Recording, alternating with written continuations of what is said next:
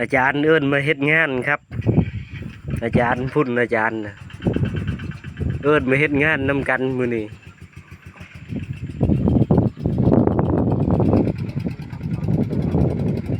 ตัวนั้นจักเฮ็ดหยังหน้างานยกล่องมัน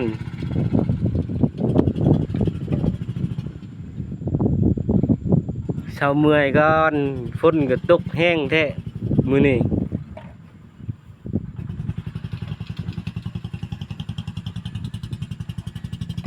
อาจารย์เพิ่นงานหลายเอิ้นมาช่วยนำ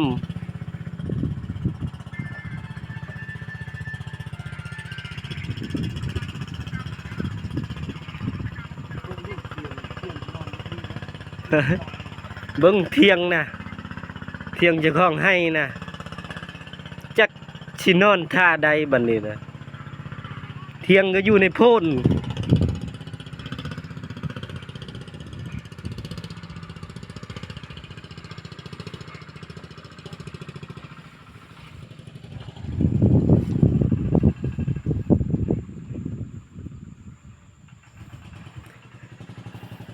มีแต่ผู้นี่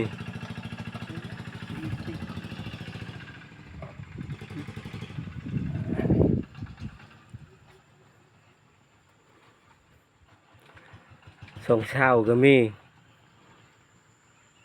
แกเมื่อย